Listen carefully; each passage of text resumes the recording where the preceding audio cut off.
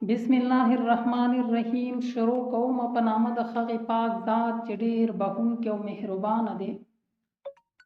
زمونږه د انګلیش ټو پښتو لرنینګ زده کوونکو، لکه څنګه چې مې تاسو ته ویلي دي چې زه به په هره هفته کې ستاسو دپاره یو دوه کلاسونه نه بلکې چې کوشش به کوم چې 3-4 کلاسونه تیاروم.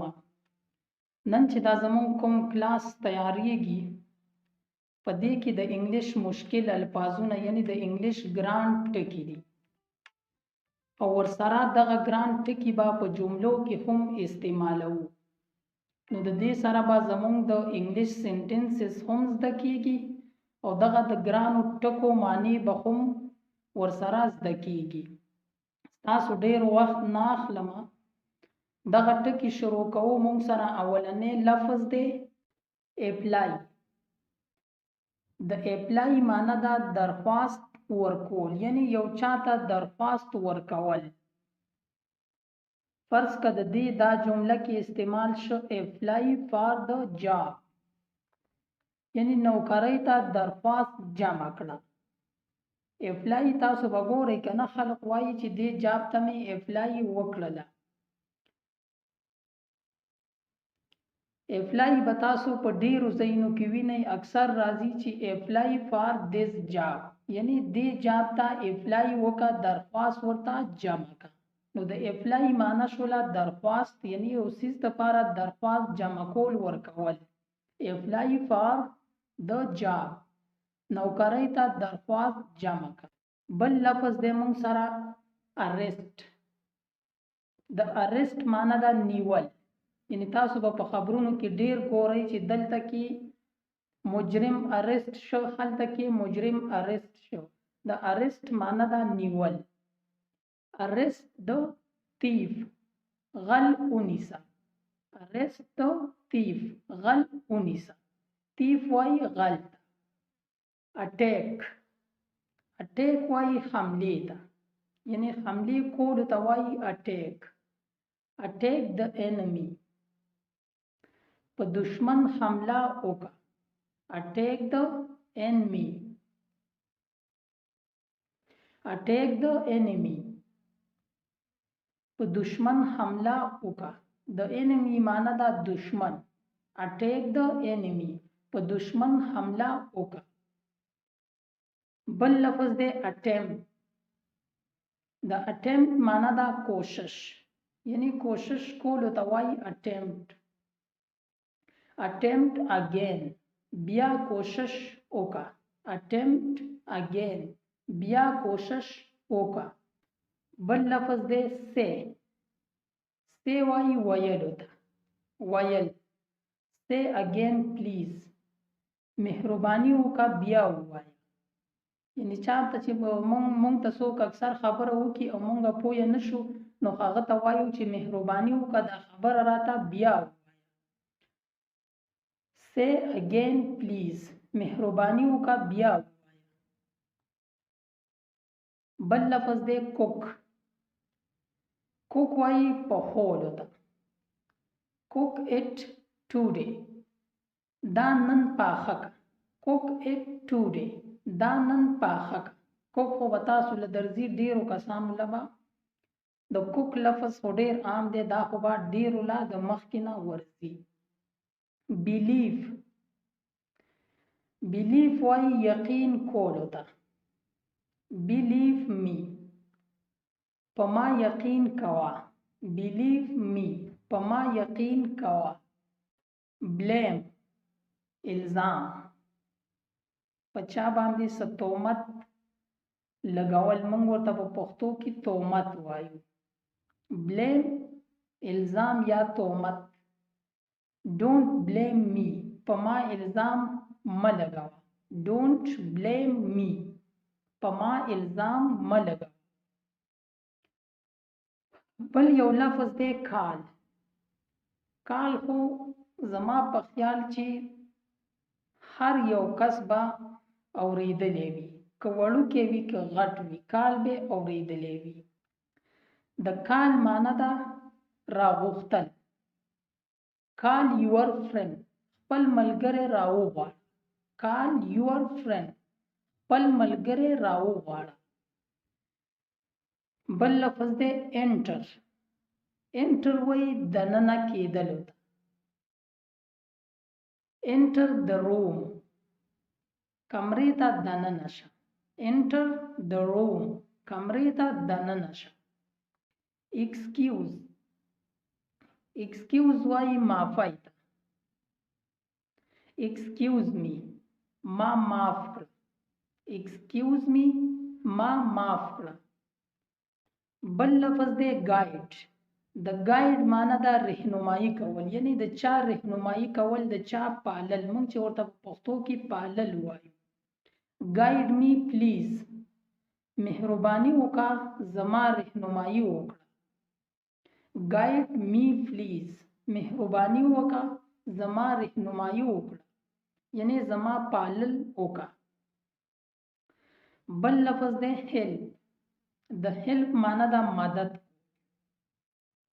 please help me مهرباني وکړه زما مدد وکړه. please help me مهرباني وکړه زما مدد وکړه. د help معنی شو مدد. think.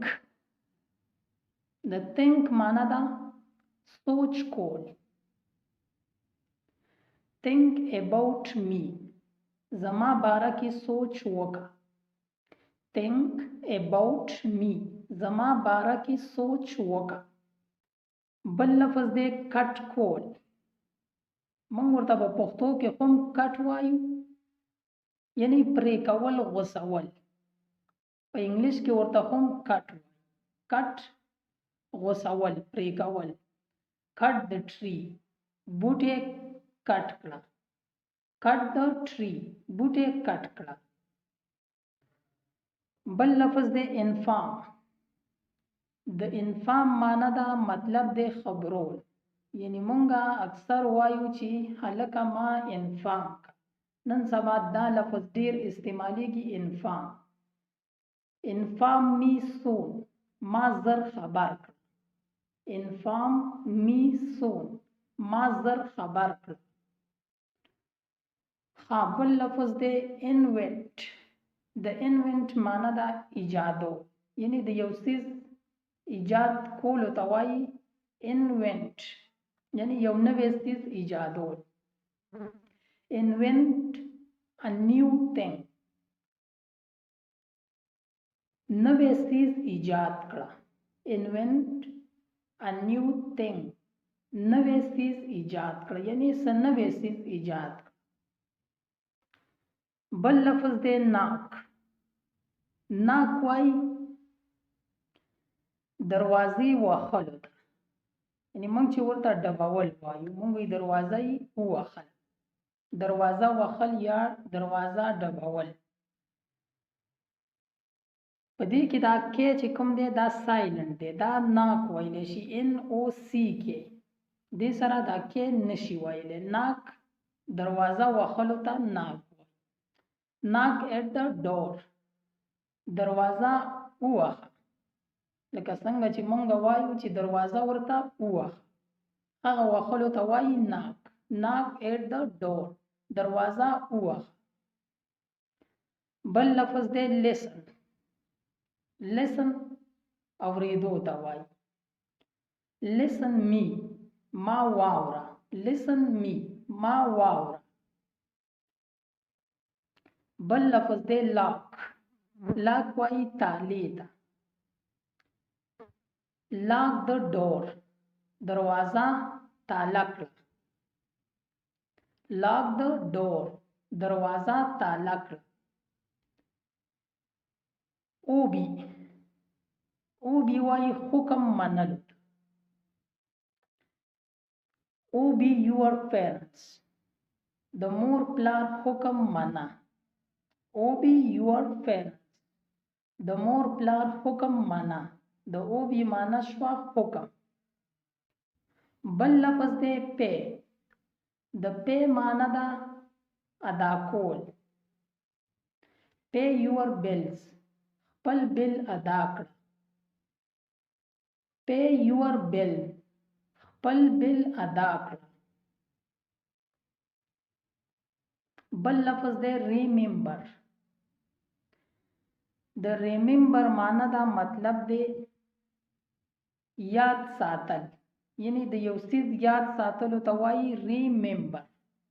ریممبر می، ما یاد ساته. ریممبر می، ما یاد ساته. بل لفظ دی ټاک. ټاک وایي خبرې کول. ټاک خبرې کول. ټاک ټو مای فرینډ، زما ملګري سره خبرې وکړه. ټاک ټو مای فرینډ، زما ملګري سره خبرې وکړه. بل لفظ دی واچ. واچ وایي کتل. واچ د ټي وي. ټي وي وګوره. واچ د ټي وي. ټي وي وګوره. بل لفظ دی سند. د سند معنی دا لیږل. Send your message to your parent، یعنی خپل مور پلار ته پیغام ولیږه. Send your message to your parents، خپل مور پلار ته پیغام ولیږه. بل لفظ دی lend. lend وایي قرض اخیستل. د lend معنی دا قرض اخیستو ته وایي lend. lend me your camera، یعنی ما له خپله کیمرا قرض راکړه. lend me your camera، ما له خپله کیمرا قرض راکړه. بل لفظ دی spend. spend وایي خرچ کول. spend your time for good، خپل ژوند د ښو کارونو دپاره خرچ کړه. بل لفظ دی کیپ. کیپ وایي ساتلو ته. کیپ اٹ ان یور مایند، دا په خپل ذهن کې وساته. کیپ اٹ ان یور مایند، دا په خپل ذهن کې وساته. بل لفظ دی فیل. د فیل معنی دا محسوسول، یعنی یو څیز محسوسولو ته وایي فیل. فیل مای پرابلم، زما مسله محسوسه کړه. فیل مای پرابلم، زما مسله محسوسه کړه. سویپ. د سویپ معنی دا جاړو وهل، یعنی مونږ چې ورته په ساده پښتو کې وایو جارو. جارو وهلو ته وایي سویپ. sweep your room، خپله کمره جارو کړه. sweep your room، خپله کمره جارو کړه. بل لفظ دی weep. WEEP. weep وایي جړلو ته. don't weep، مه جاړه. don't weep، مه جاړه. sleep، وده کېدو ته وایي. sleep now، اوس وده شه. sleep now، اوس وده شه. buy. د buy معنی دا اخیستل. buy a new car، نوې ګاډی واخله. buy a new car، نوې ګاډی واخله. bring. د bring معنی دا راوړل. bring something from the bazaar، د بازار نه څه ناڅه د ځان سره راوړ. bring something from the bazaar، د بازار نه څه ناڅه ځان سره راوړ. till. till وایي ویلو ته. till the time، وخت ووایه، یعنی وخت ووایه چې څه وخت دی. till the time، وخت ووایه. teach. teach وایي ښودلو ته. teach yourself، خپل ځان ته وښایه. teach yourself، خپل ځان ته وښایه. catch. د catch معنی د نیول. catch the ball، بال ونیسه. catch the ball، بال ونیسه. بل لفظ دی ورک. ورک ډے اینڈ نایٹ. شپه او ورځ کار کوه. ورک ډے اینڈ نایٹ. شپه او ورځ کار کوه. بل لفظ دی بیٹ. بی ای ټی بیٹ. بیٹ وای شرط لګولو ته. ډونټ بیٹ شرط مه لګوه. ډونټ بیٹ شرط مه لګوه. کیر خیال ساتل.